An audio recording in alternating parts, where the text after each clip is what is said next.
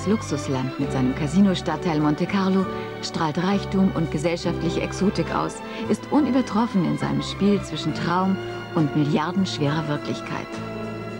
In der Kulisse Monacos, dem teuersten Pflaster am Mittelmeer, dem steuerfreien Glamourstaat, zwischen azurblauem Meer und grauem Fels des Alpenlandes, drehte Chic für sie die neuesten und zugleich heißesten Trends laufender und kommender Saison.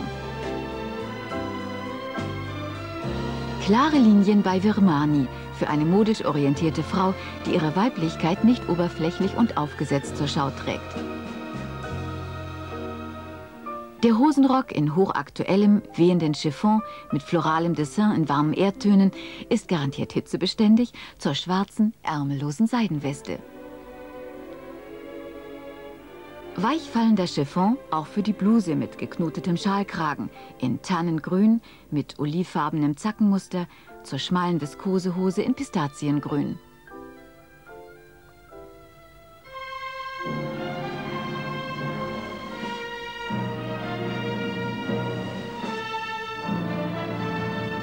Auf Figur modellierte Schnitte, wie hier ein mauvefarbenes durchgeknöpftes Kleid, erteilen bisherigen Oversized-Ideen eine klare Absage.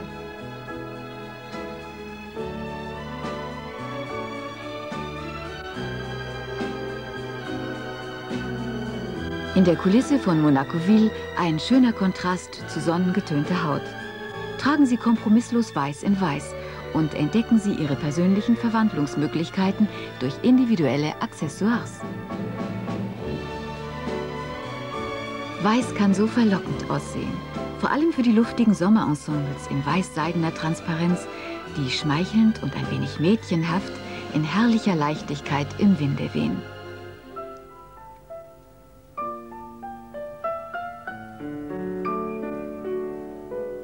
Die Röcke sind lang und weit aus weich fließendem Chiffon, der zart die weiblichen Konturen umspielt.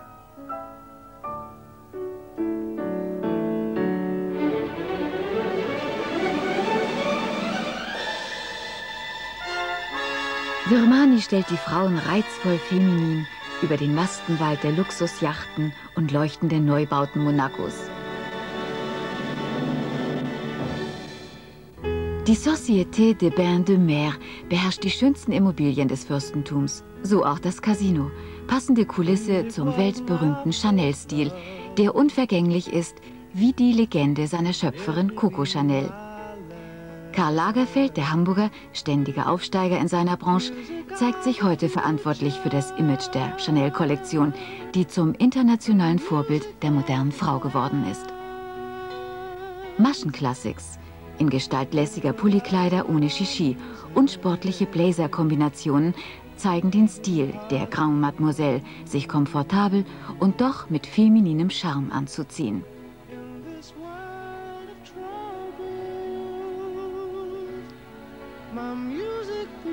Vorbilder zum Ansehen und Absehen. Schulmädchen-Charme mit blickdichten Strümpfen und flachen Schuhen zu wadenbedeckenden Modellen mit tief hängendem Gürtel im 30er-Jahre-Stil.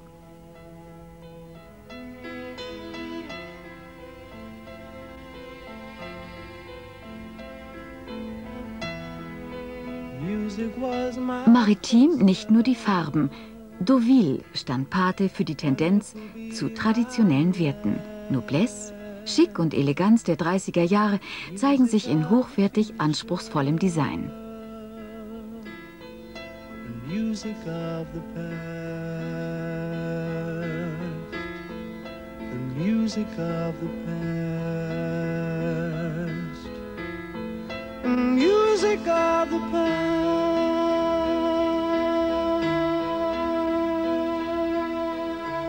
Es darf auch bei Chanel Bein gezeigt werden. Zur seitlich geknöpften Breeches in Wollweiß ein zweiteiliger Cardigan aus feinstem Merino-Garn.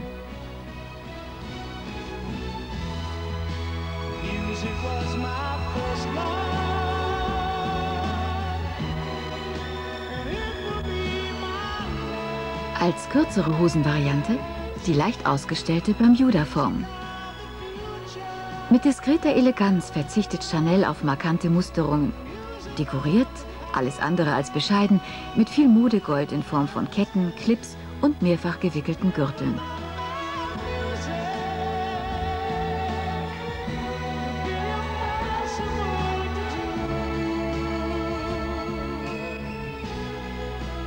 Schmuck, Schuhe, Taschen, Gürtel, das weltberühmte Parfum Nummer 5 und 19 und nicht zuletzt die dekorative Kosmetik fügen sich zu einer Einheit zusammen, die mehr ist als Mode. Es ist der Stil des Hauses Chanel.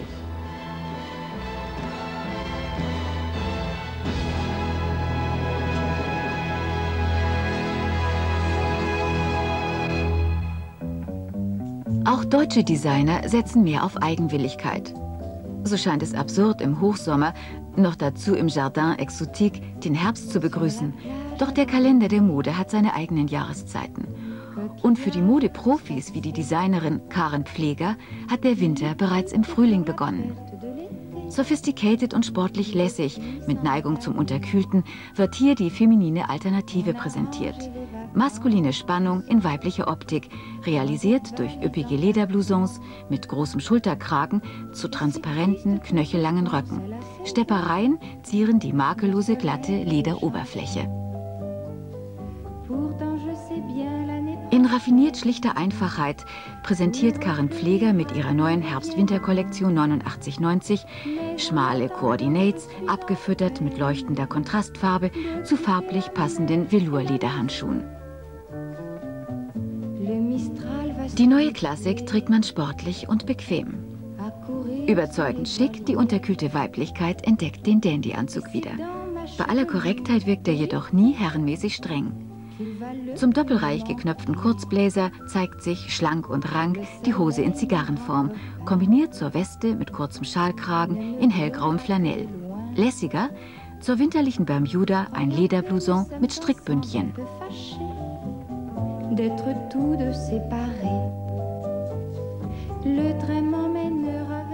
Exotische Anleihen aus fernen Ländern sorgen für Farbe bei den schimmernden Cocktail-Ensembles aus Seidensatin. Knackig enge Pagenhosen in warmen Tönen leuchten in der Sonne und wetteifern mit weit schwingenden Hosenröcken zu taillenkurzen Spencern.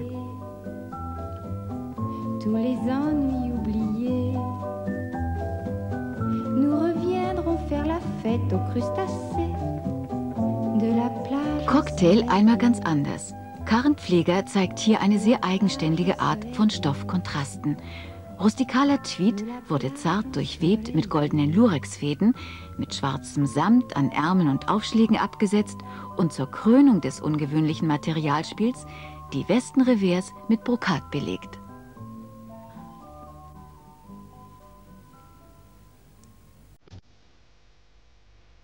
Modeplatz Haare. Zum perfekten Outfit gehören heute nicht nur dekorative Accessoires, sondern ebenso wichtig ist das Hairstyling, abgestimmt auf die jeweils präsentierte Mode. So spielen die Friseure einen wichtigen Part im bunten Schauspiel des Modegeschehens. Dieses Mal haben Jacques und Loic von Bigoudi, ehemals Mozert aus Hamburg, alle Hände voll zu tun, immer wieder perfekt und neu zu frisieren, um so das i-Tüpfelchen auf jedes Modell zu setzen. So lernte auch die Preisträgerin des Chic Girl Wettbewerbs 89 den Modelalltag kennen. Anja Kneller aus Stuttgart. Sie konnte mit uns ihre erste Fotoreise in den Süden starten.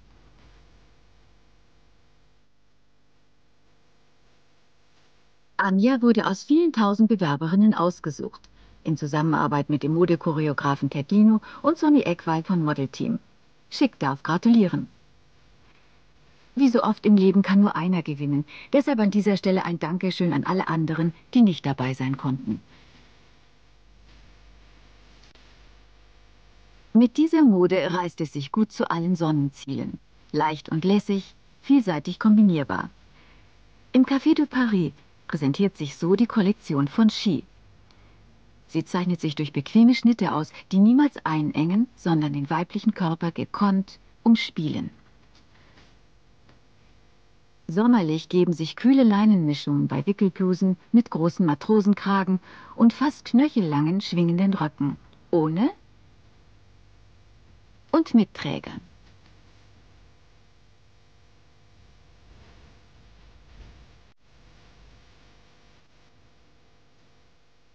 Veränderte Rocklängen bereiten uns keine schlaflosen Nächte mehr.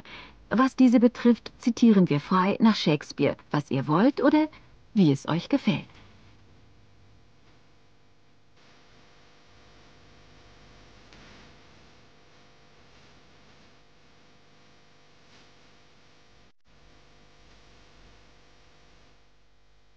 Bei so viel Entscheidungsfreiheit kombinieren sie sich in Ferienlaune. Drucke auf leichtem Georgette oder fließender Viskose gesellen sich zu lorbeergrünen Baumwollblusen mit Pelerinenkragen oder abgesteppten Faltenpartien.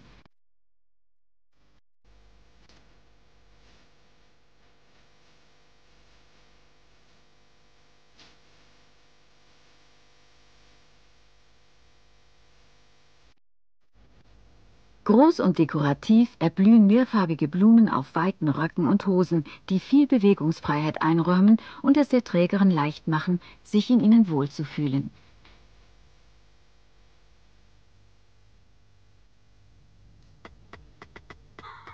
Sommer, die absolut schönste Zeit des Jahres. Sommer heißt nicht nur Sonne, Ferien, Shopping, Sightseeing und Faulenzen, sondern auch Neues entdecken.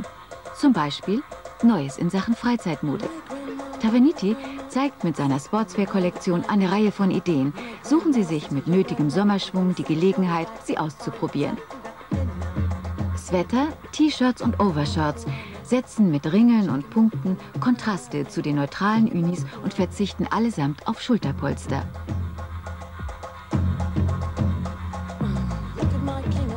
Signale des Hochsommers: frisch, strahlend und positiv leuchten die Farben auf seidig glänzenden Stoffen oder bunt bedruckter Baumwolle.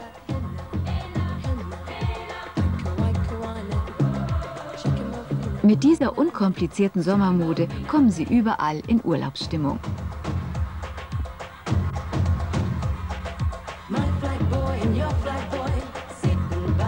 Fast naiv wirkt der Doppelrock mit Petticoat-Idee und Spitzenhöschen mit Lochstickerei aus strahlend weißer Baumwolle zum sportlichen Anorak mit Kapuze. Noch eine Portion gute Laune und das alles trägt viel zur Sonnenseite des Sommers bei.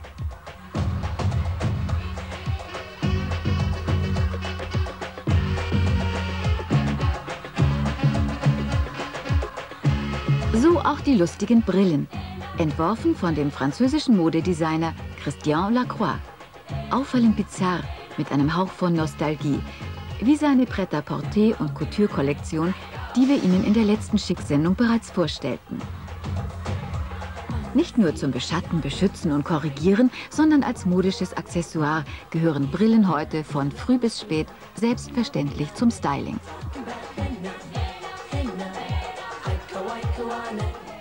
Auch der eingerahmte Blick ist anspruchsvoll bei Christian Lacroix.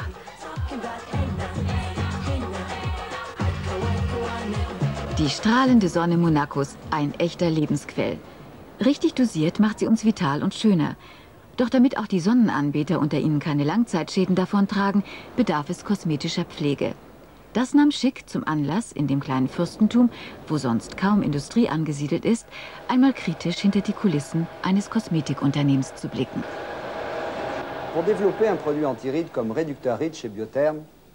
Um ein Antifaltenprodukt zu entwickeln, ist es unbedingt notwendig, den biologischen Mechanismus der Faltenbildung zu kennen. Das ist genau das, was wir getan haben. Wir haben zunächst untersucht, inwiefern sich die Haut, das Kollagen und das Elastin verändern. Denn sie sind dafür verantwortlich, dass die Haut Schritt für Schritt und unter Einwirkung von Sonnenstrahlen im Laufe der Zeit faltig wird. Wenn man dann diese Mechanismen kennt, ist es möglich, die Grundstoffe herauszufinden, die diese regulieren werden.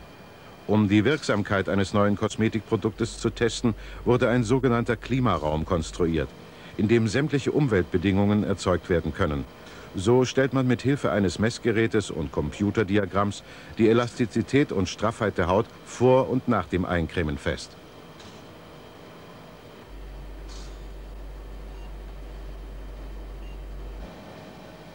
Ähnlich der Vorgang für die Feststellung des Feuchtigkeitsgehaltes der Haut.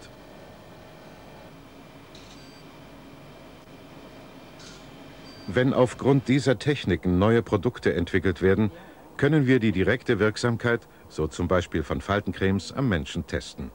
Dafür wird eine Abdrucktechnik verwandt, die exakt die Faltentiefe wiedergibt.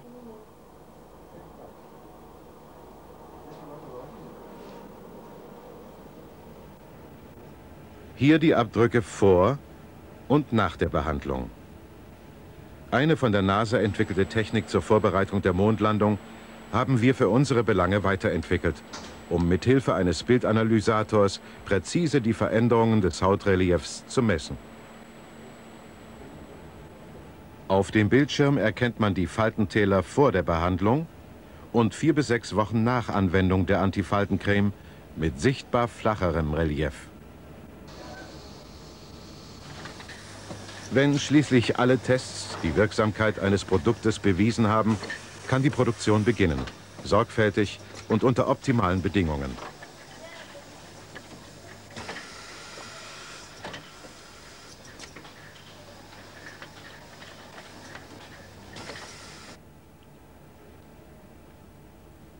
Regelmäßig durchgeführte bakteriologische Tests garantieren dem Verbraucher absolute mikrobiologische Reinheit. Die strengen wissenschaftlichen Kontrollen, denen heute ein modernes Kosmetikprodukt unterliegt, werden von einem Roboter im sterilen Labor durchgeführt.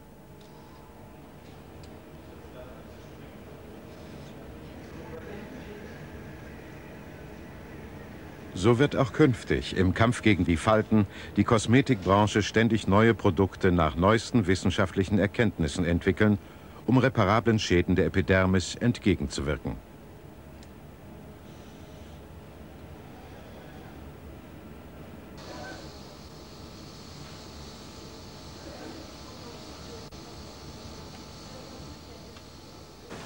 Nur mit unserer gesamten Entwicklungstechnik und modernsten Verfahren in den Laboratorien ist es möglich, ein Produkt zu entwickeln, das dem Faltenproblem unter die Haut geht. Doch jetzt wieder Bühne frei für Witz und Fantasie der jungen Ideen. England schockte damals nicht wenig mit seinem Carnaby Street-Wirbel der 60er Jahre. Hier präsentiert sich Tonga mit seiner Showkollektion für den kommenden Winter.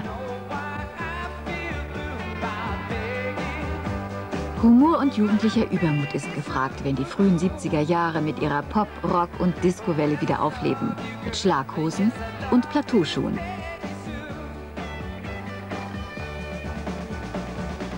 Enge Tops begleiten die glitzernden, zur Wade hin super weit ausgestellten Hosen.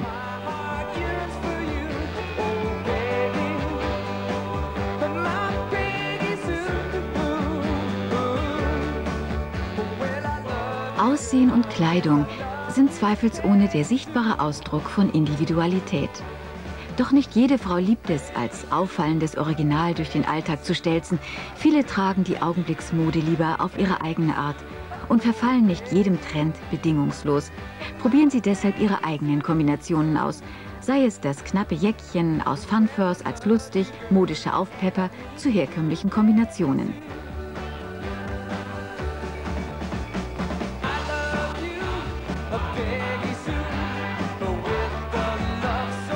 Gypsy-like wird hier synthetischer Pelz mit hautengem Lycra-Stretch zum flippigen Modecocktail gemixt.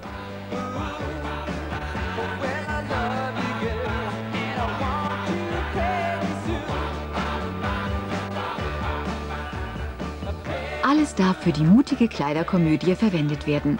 Nur zu viel Ernst ist nicht gefragt.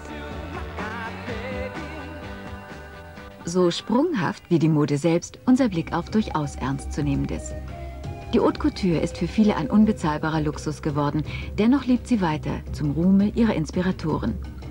Hubert de Givenchy zählt zu einem der frühesten Ideenspender mit seinem unvergänglich eigenen Stil. Im Garten des Hôtel de Paris von der Société des Bains de Mer zeigt sich Zottelzieher. Sie reizte schon lange an Tüchern und Schals. Hier dekorieren Lederfransen, symmetrisch aufgereiht, Säume und Kanten des schmalen Strickensembles. Gepflegte Eleganz für die Stadt. Mit Luxus und Qualität, ausgefeilten Schnitten und der Tradition von Jahrzehnten präsentiert Givenchy perfektes Understatement mit dem gewissen Etwas. Am Abend zeigt sich die Haute Couture als großes Vorbild für anziehenden Luxus durch Schneiderkunst in ihrer Vollendung. Diese atemberaubenden Kleider mit preziösen Stickereien von Meisterhand sind zweifelsohne ein Vorbehalt für Damen mit tadellosen Diätfiguren.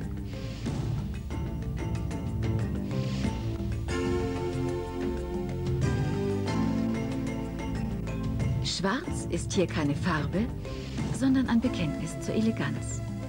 Und damit kommt die Lust auf Figur zurück.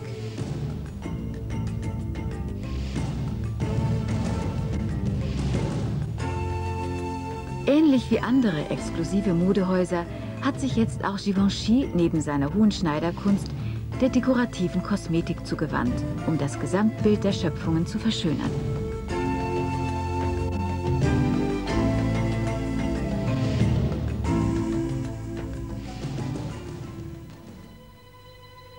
Eduard Meyer setzt nachhaltig Signale für die neue Herbst-Wintermode.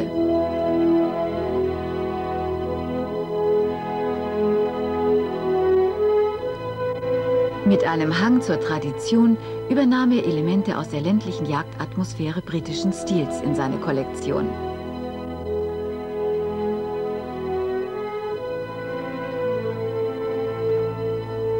Modebewusste Frauen tragen Breeches aus Kord mit Waschlederbesatz und wadenlange Knickers zu kürzerem Tweedblazer mit leichter Taillierung und natürlicher Schulterpartie.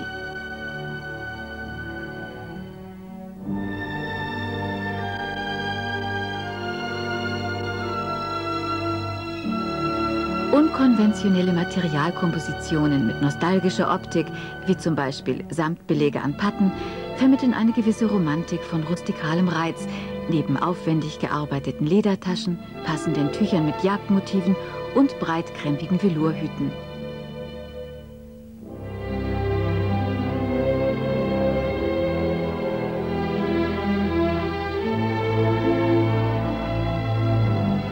Klassisches und Anleihen aus dem Männerfundus, die jedoch mehr knabenhaft als männlich wirken, dienen als solide Basisgarderobe, die durch überraschenden Mix der Materialien eben nicht solide wirkt. Wichtig für den burschikosen Look früherer Tage sind die Accessoires, von der Schlägermütze bis zum Schnürhalbschuh in der Kollektion Meyers. Besonders harmonisch das Farbbild irischer Herbstlandschaften, von gelbstichigen Grüns bis in Rostrot-Schattierungen des Herbstlaubes.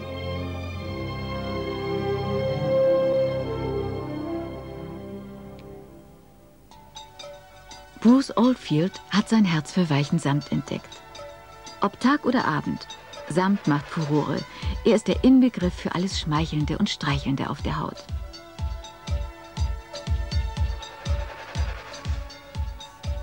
Aufsehen erregt er durch seine dekorative Schnittkunst und ungewöhnliche Ideen, wie hier einen großen, halsfernen Schulterkragen, der wie geflochten scheint.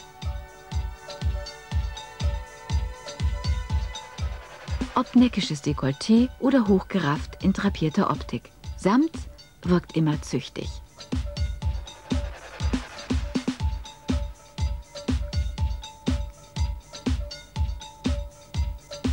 Mit viel Raffinesse verarbeitet Oldfield den kurzhaarigen Flor zu dekorativen, aufgestickten Motiven entlang der Körpersilhouette.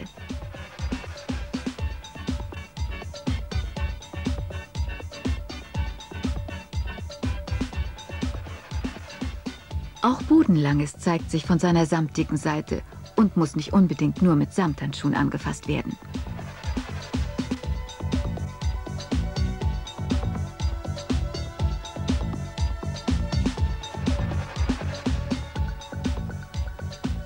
Rundum Spitze. Einen wahren Spitzentanz der Verführung präsentiert uns Bruce Oldfield mit dem Hosenanzug aus silbergrauer Transparenz. Eine gekonnte Mischung von Eleganz und erotischem Charme.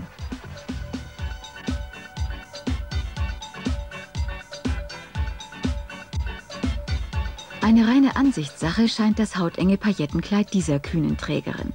Mit Rücksicht auf besondere Anlässe gewiss eine wohlgestaltete Kreation.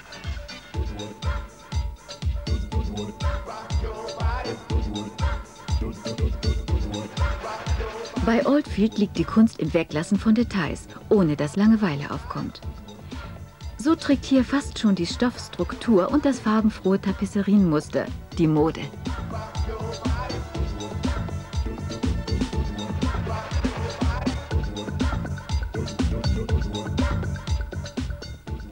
Extravagante Modelle zum Sehen und gesehen werden.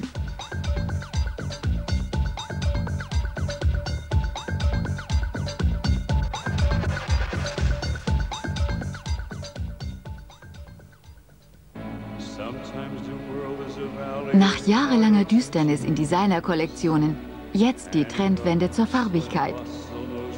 Byblos setzt farbenfrohe Signale. Die Leuchtkraft der Sonne inszeniert ein Farbspiel ohne Grenzen. Einen Austausch von Inspirationen mexikanischer Farbpracht und einer Prise Gaucho Girl.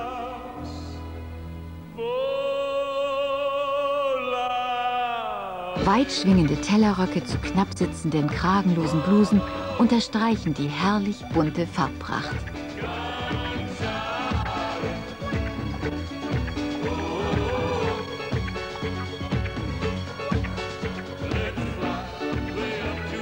Fröhlichkeit und Optimismus sind gefragt.